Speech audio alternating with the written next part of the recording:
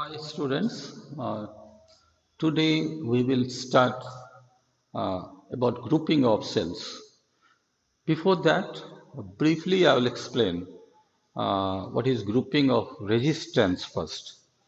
So as you know, in series, say uh, in series combination of resistance, let you have taken three resistance connected in series.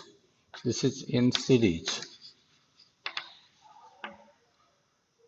Two things you have to remember that in series combination, current through each resistor is same. Current through each resistor is same. Each resistor is same. And second one is what?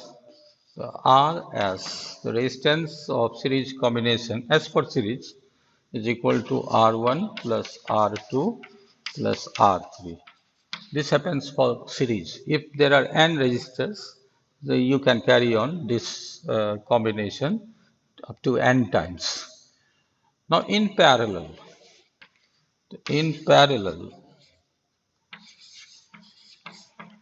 what you have to remember that the potential difference across the resistor is same. Potential difference across each resistor is same. Now the formula for equivalent resistance, you already knowing this one, 1 upon R parallel is equal to 1 upon R1 plus 1 upon R2 plus 1 upon R3. You can write down so on. So this combination can extend up to n times if there are n resistors. So this formula you have learned in class 10th, and this time in syllabus these series and parallel combinations were removed, but still you try to understand this one. Okay, now so series combination and parallel combination, then a few things you must learn, that in series combination resistance are directly added, so the resistance of the circuit becomes very high, and in parallel combination the resistance of the circuit becomes low. Then the next point that you should consider is that in household circuit, rather in domestic circuit, the connection of each appliances are in parallel, so that you can produce equal potential difference across each of the resistor. 220 volt, perhaps you might have knowing this one. So, but in parallel combination, the effective resistance of the circuit decreases. That you have to consider.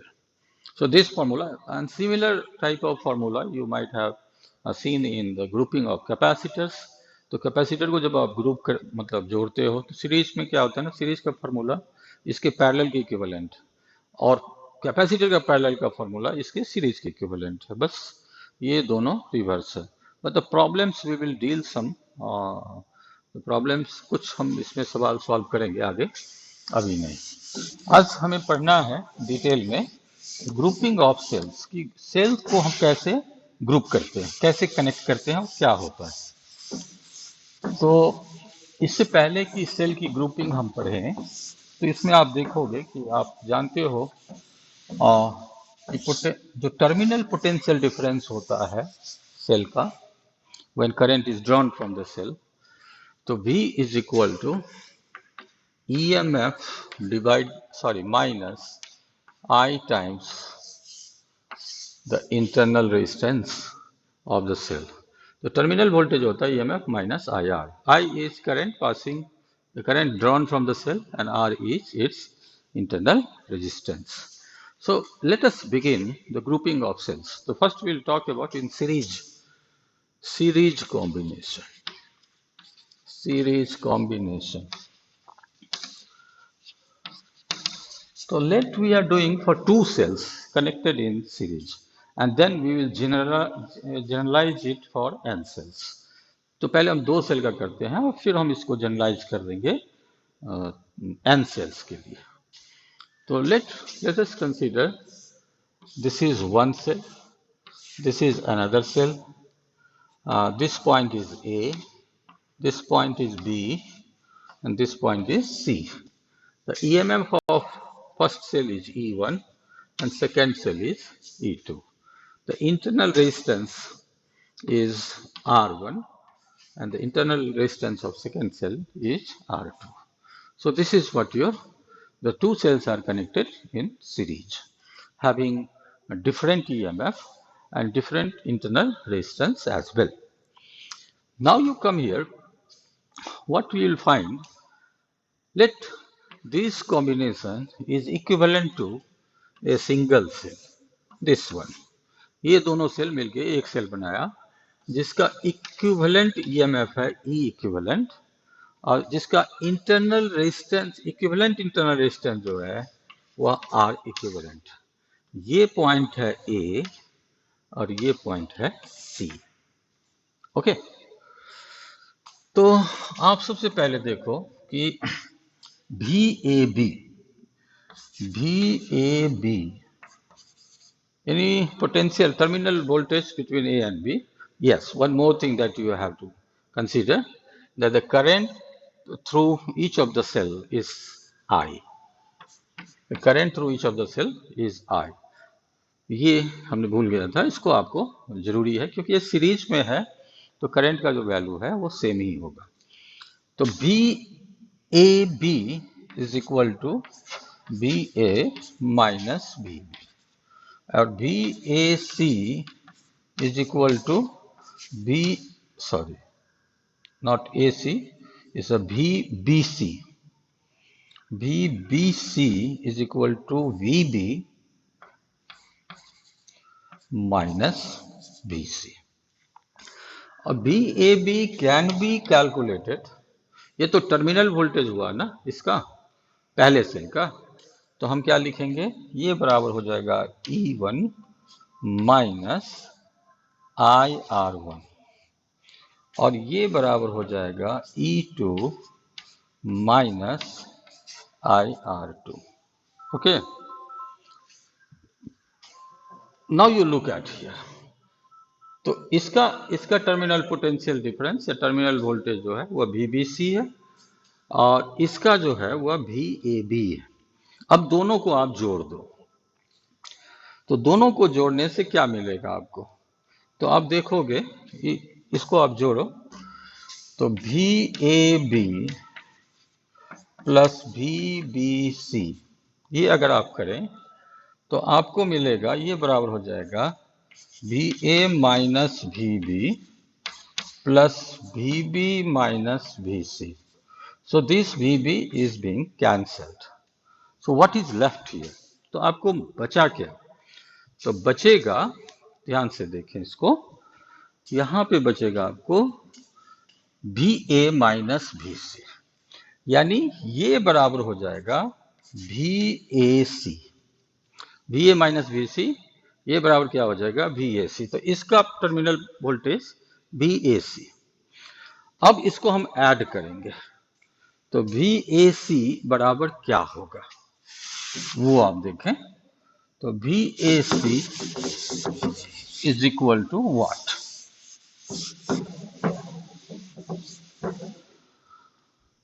तो VAB ये बराबर है E1 minus IR1 और BC जो है वह E2 minus IR2। So you can write down here finally कि VAC यानी terminal voltage across A and C is equal to E1 minus IR1 plus E2 minus IR2। Okay, तो ये VAC बराबर क्या होगा, तो VAC बराबर हो जाएगा, इसको थोड़ा रीअरेंज करके लिखो, E1 plus E2 minus common, I is also common, so this is here R1 plus R2, so this one. Okay, now in the diagram you look at here carefully, यहां पे आप देखो गौर से कि अब इसको हटा देते हैं,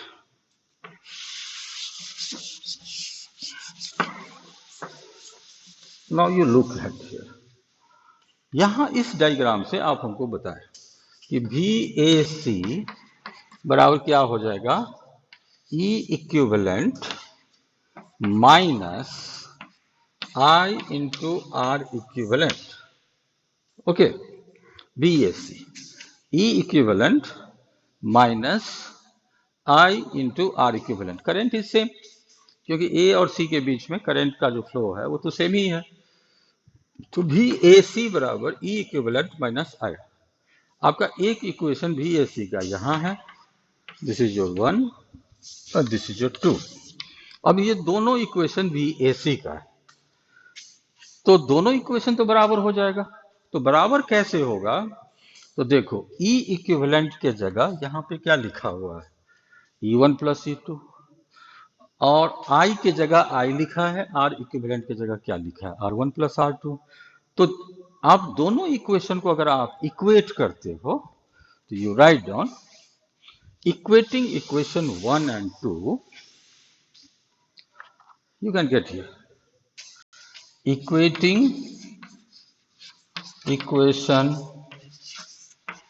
1 and 2, both equations for VAC, तो मिलेगा क्या, E equivalent is equal to E1 plus E2 and R equivalent, I की जगह I है, माइनस की जगह माइनस है, तो R इक्विवेलेंट वो क्या है, तो R1 plus R2। These are actually the basic concept of grouping of cells in series। तो सीरीज में जो आपका सेल्स का ग्रुपिंग होता है वह E equivalent is equal to E1 plus E2। If you are given now n cells, तो कितना हो जाएगा देख लो, if there are not, instead of 2 cells, if there are n cells, then what will happen, then your equivalent EMF E equivalent is equal to E1 plus E2 plus E3 plus En, like this, n times. And similarly, what is R equivalent? The R equivalent is equal to R1 plus R2 plus R3 plus up to Rn, if there are n cells। तो पहले हमने क्या किया, दो sales का निकाल लिए, दोनों सेल का हम पोटेंशियल डिफरेंस निकाले, टर्मिनल पोटेंशियल डिफरेंस, फिर हमने ऐड कर दिया और फिर हमारा एक रिजल्ट आया। इसको हम एक इक्विवेलेंट डायग्राम भी दिखाते हैं। इक्विवेलेंट डायग्राम में भी टर्मिनल वोल्टेज निकालते हैं और दोनों टर्मिनल वोल्टेज को कंपेयर करते हैं, तो फिर हमारा रिजल्ट आपको ये मिलेगा। Now you come the next part is your the two cells are connected in parallel। Try to look at here, what does it mean? If two cells are connected in parallel, तो इसको हम लोग कैसे देखते हैं वो आप देखें। यस,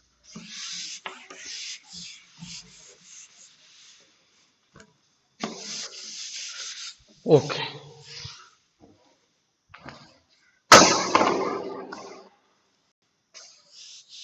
अब लिखो parallel combination.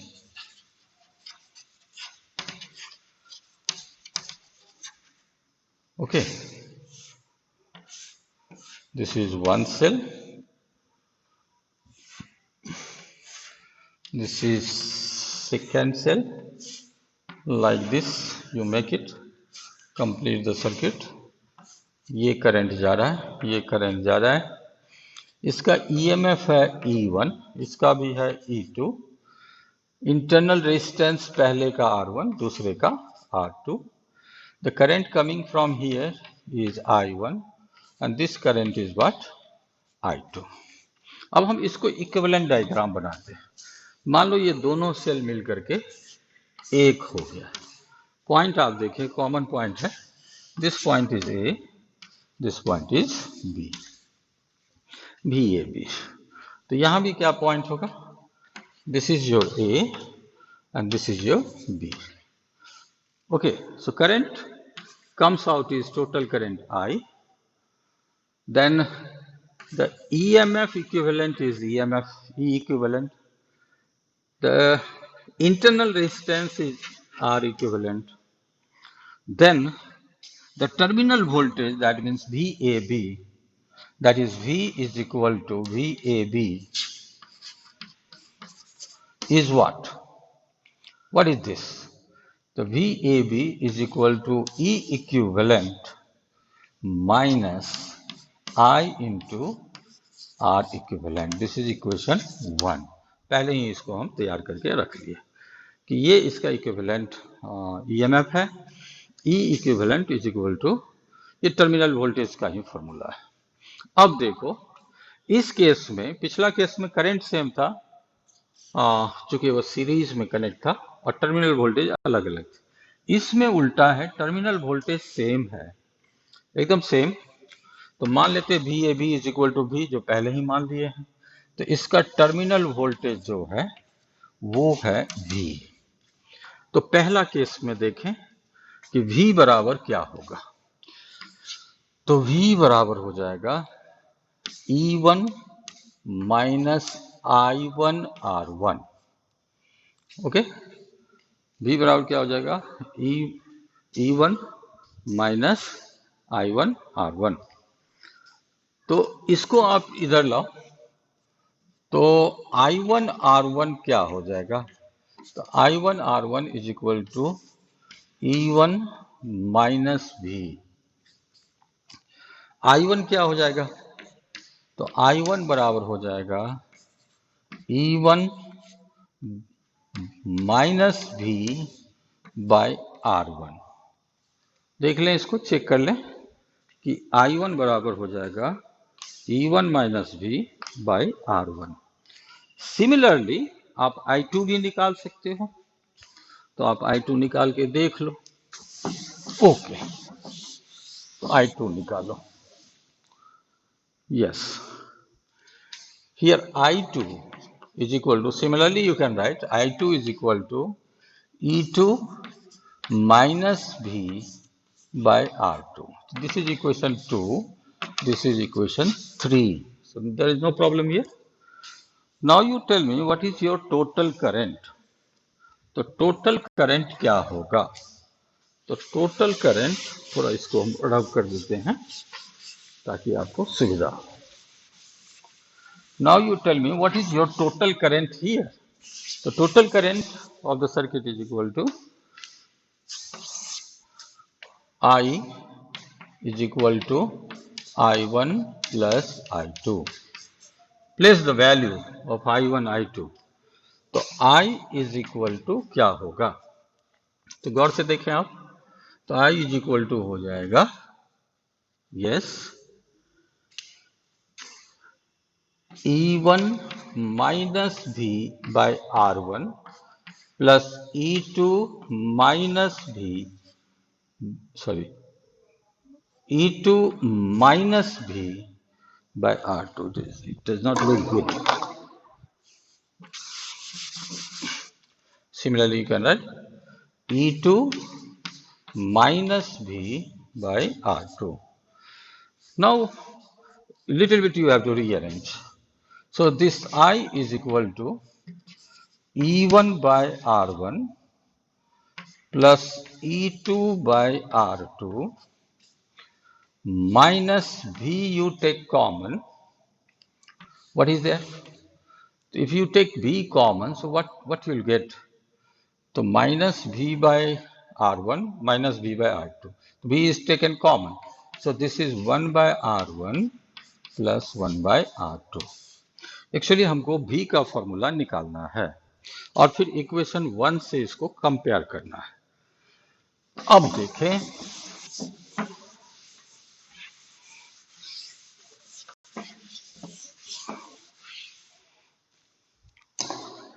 Now you look here, हमें निकालना है V का फॉर्मूला. तो इसको थोड़ा आप और अरेंज कर लो तो ज़्यादा बढ़िया होगा. तो this is equal to what, E1 R2 plus E1 E2 R1 by R1 R2 minus V common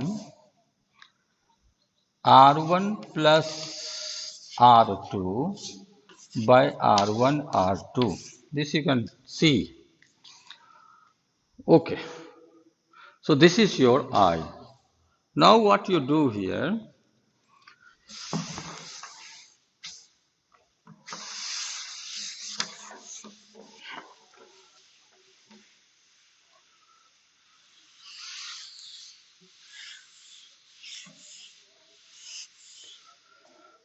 हमें निकालना क्या है इसमें, B का फॉर्मूला। अब ये है आपका I का, तो इसको आप इस पार ले आओ, तो इधर आने से ये क्या हो जाएगा, V R1 plus R2 by R1 R2, this is whole bracket, is equal to E1 R2 plus E2 R1 by R1 R2.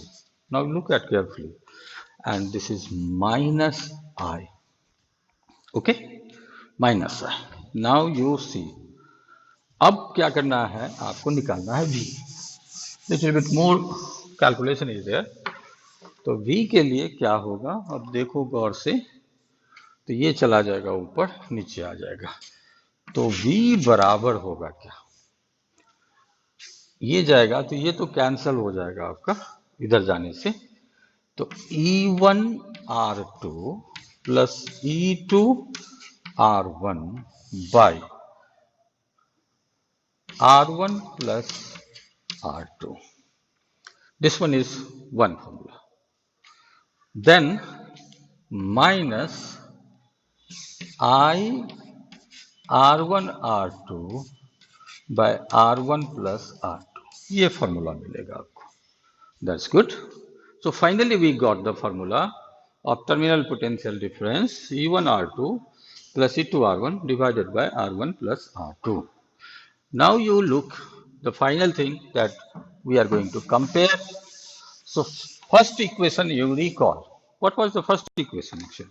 The first equation V is equal to E equivalent minus I into R equivalent. So this was the first equation, and this one is the fourth equation. You compare equation 1 and 4. So instead of V, it is V. Instead of E equivalent, it is this much E equivalent. Instead of I, it is I. Minus is there, no problem. Instead of R equivalent, so this one. So comparing these two equation, what you will get, आप देखो, इसको करके देख ले, तो compare करने से मिलेगा क्या, तो मिलेगा ये आपको। अब लिखो E equivalent is equal to, देख लें, E1 R2 plus E2 R1 by R1 plus R2. This is your equivalent EMF of two cells. You have to remember this one. E equivalent is equal to E1 R2 plus E2 R1 divided by R1 plus R2. And what was the equivalent internal resistance?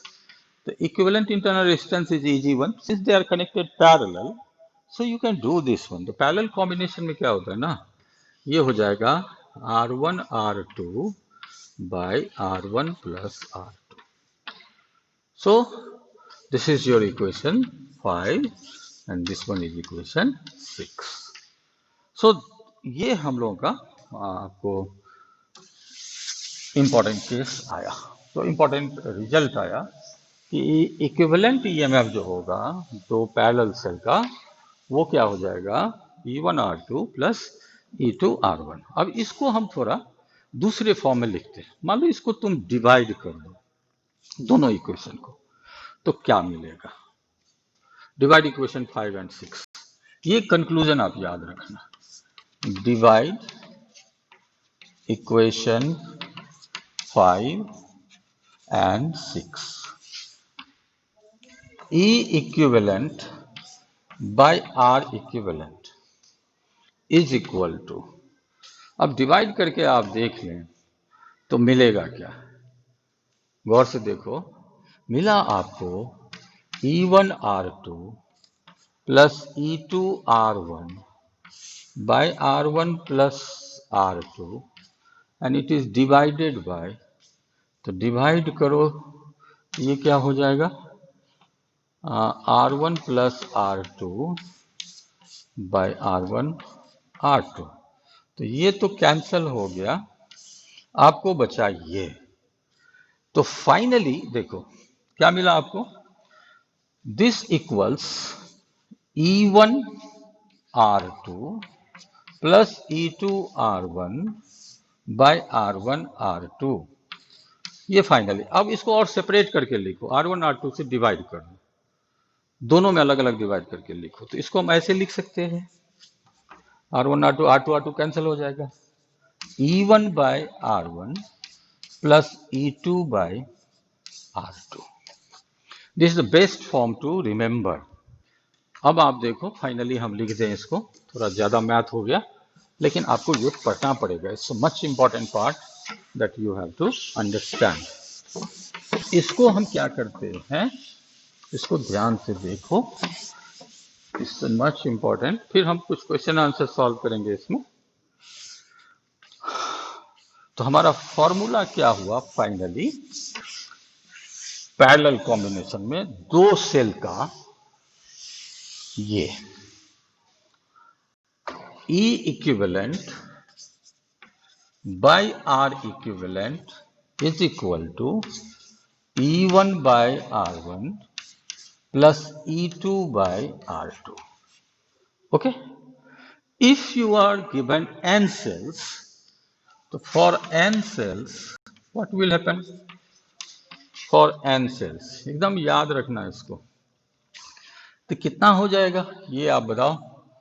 तो E equivalent by R equivalent is equal to E1 by R1 plus E2 by R2 plus E3 by R3 plus finally you can write down En by Rn. So this is the general equation for n cells if you are connected in parallel. E equivalent by internal resistance equivalent is equal to E1 by R1 plus E2 by R2 plus अगर 3 sales है तो 3 बार करो, 4 cell है तो 4 बार करो।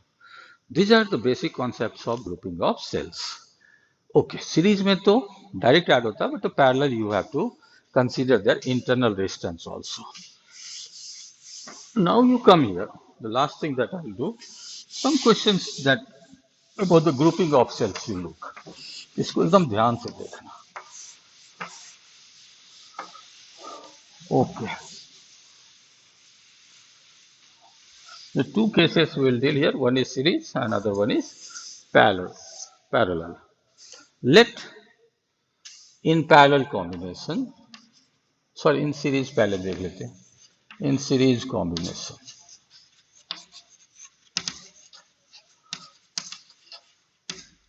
Suppose you are given n cells. N cells.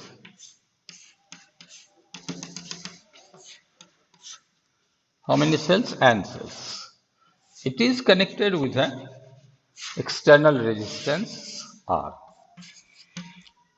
All cells have equal EMF, E. Equal internal resistance R. Okay.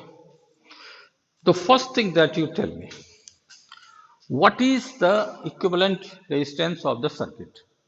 So first you see external resistance, and then you tell me what is the grouping of all internal resistance. Since they are connected in series, so R equivalent, we can write down, R equivalent is equal to external resistance plus internal resistance. So all internal resistance.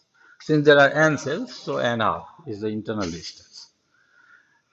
Now, what is the equivalent EMF? E equivalent is equal to तो E equivalent is equal to, you remember this one, in series combination, what is the equivalent EMF? This is E1 plus E2 plus E3 plus E4, like that. In series combination, there is no problem at all. So what is there? तो अब इसको जोड़ दो. इसको जोड़ने से क्या मिलेगा आपको? तो अब आप गौर से देखो, इसको अगर हम ऐड करेंगे तो हमको टोटल ईएमएफ जो मिलेगा वह n टाइम्स ई मिलेगा. ध्यान से देखें, E1 की भी E, E2 भी E, E3 भी E, so all are E. Now, so what is the current drawn? The current drawn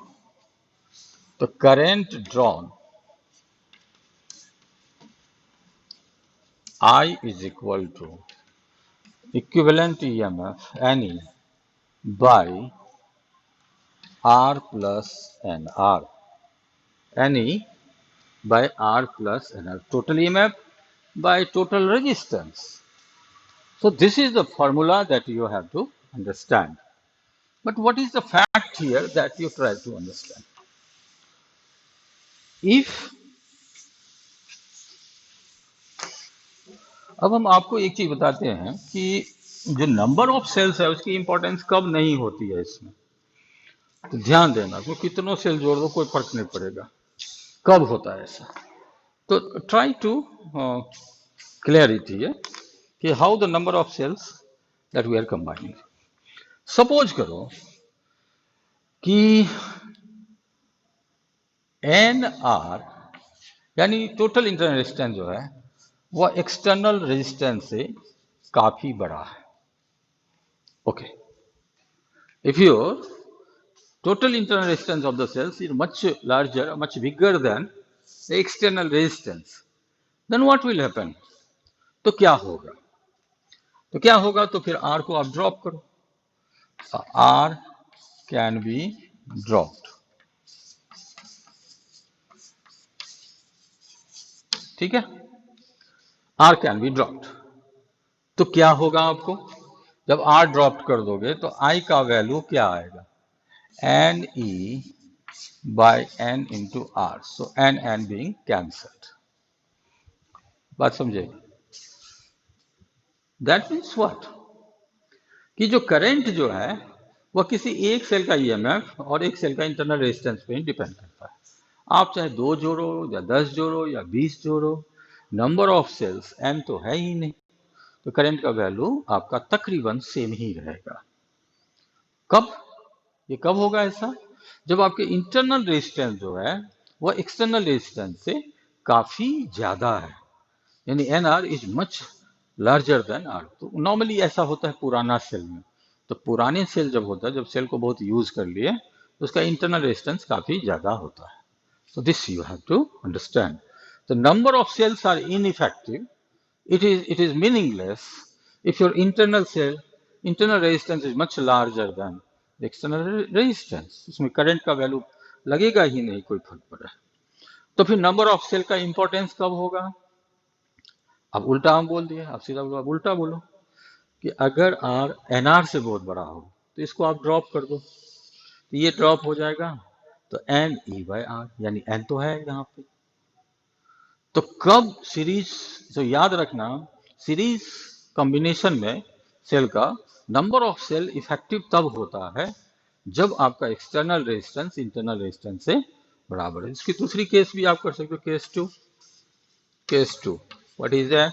तो if R is much greater than NR, तो NR कैन बी ड्रॉप्ड. हटा दो उसको, तब आपके करंट कितने हो जाएंगे? तो करंट I बराबर क्या हो जाएगा? N times EMF by R. That means what? कि उस समय नंबर ऑफ सेल का इंपॉर्टेंस दिखता है, यानी जितना नंबर ऑफ सेल्स रहेगा करंट का वैल्यू उतना ही ज्यादा होगा.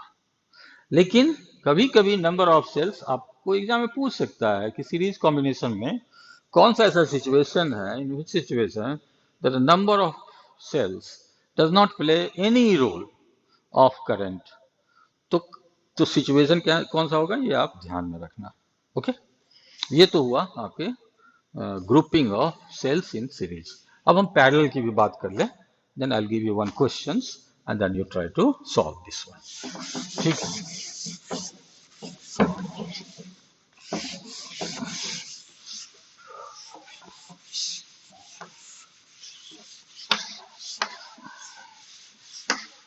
Now you look at here the grouping of cells in parallel. Suppose करो कि आपके पास एक सेल,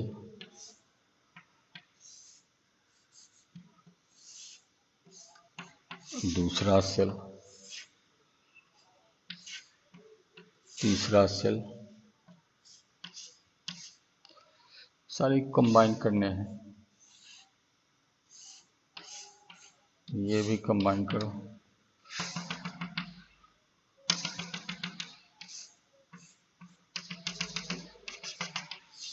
ये आपके एन सेल्स. इसके ईएमएफ ई सारे के बराबर, सुविधा के सारे की इंटरनल रेजिस्टेंस भी बराबर. This is R, this is R, this is R, this is again this time N cells. तो number of cells is n. Each cell has its same EMF E.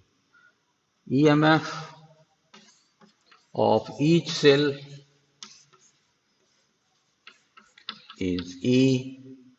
Internal resistance of each cell is also same. This is R. And this is connected with an external resistance. Okay. Now you tell me. अब ध्यान देने की बात यह है, कोई हमें बताएं कि इसका इक्विवेलेंट ईएमएफ कितना है. तो पहले आर इक्विवेलेंट बताओ. तो R equivalent is equal to हो जाएगा आर बाई एन. ध्यान से देखना, R equivalent is equal to R by N. ये तो होगा क्योंकि ये पैरेलल कॉम्बिनेशन है. तो 1 by R plus 1 by R is equal to 1 by R one plus 1 by R two plus 1 by R three. If you do this one, अब total resistance R equivalent is equal to कितना आएगा, R plus R by N. क्योंकि ये भी तो add करना है circuit में, तो ये भी resistance. Now you come here, the second part that will deal what is the current. हाँ, अब बताएं इक्विवेलेंट ईएमएफ क्या होगा. What is the equivalent EMF. Equivalent EMF याद करें आप क्या क्या बताए थे, याद करें. What is the equivalent EMF, ये निकाल के आप हमें बताना कि सेल का ईएमएफ क्या हो जाएगा. E equivalent by R equivalent is equal to E1 by R1 plus E2 by R2 plus E3 by R3 plus, अब सारे की बराबर रहते हैं. ओके. तो ई इक्विवेलेंट बराबर क्या होगा, ये हो जाएगा E by R, E by R, E by R. तो E equivalent by R equivalent बराबर क्या होगा. तो E equivalent by R equivalent बराबर हो जाएगा N times E by R. Agree. N times E by R, क्योंकि E by R, E by R, E by R, सारे E by R, N times E by R. R equivalent क्या होता है वो आप देख लें. तो ई इक्विवेलेंट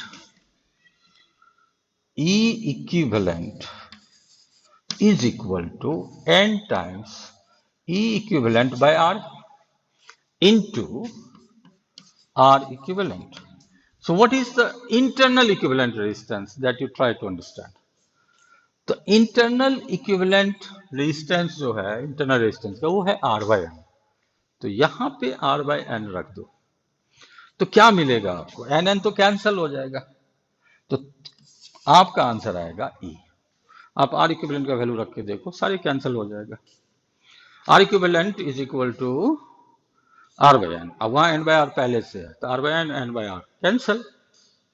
तो इसका ईएमएफ हो गया ई, तो इक्विवेलेंट ईएमएफ हो गया ई।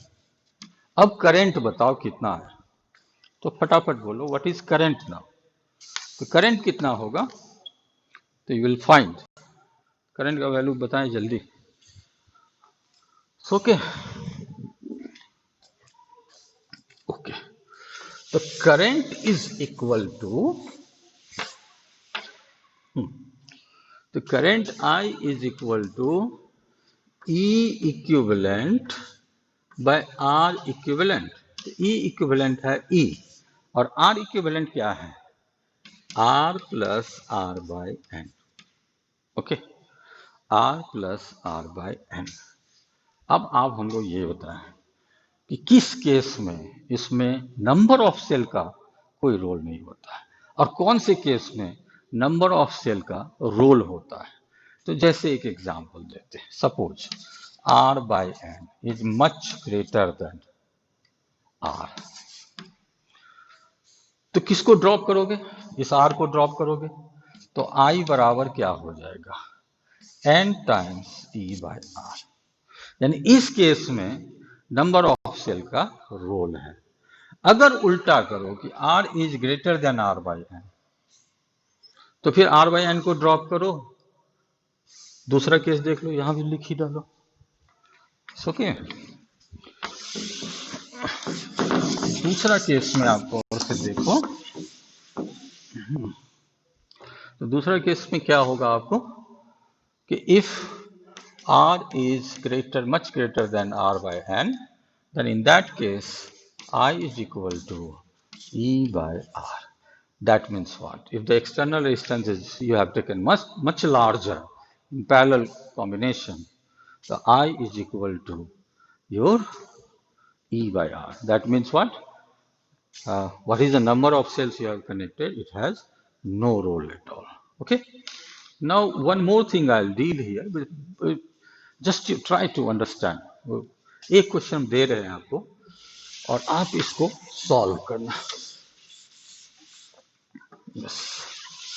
आपके पास एक सर्किट बना हुआ है 8 सेल्स का, 8 cells. Okay, this is 1, this is 2, this is 3। एक और बना दे,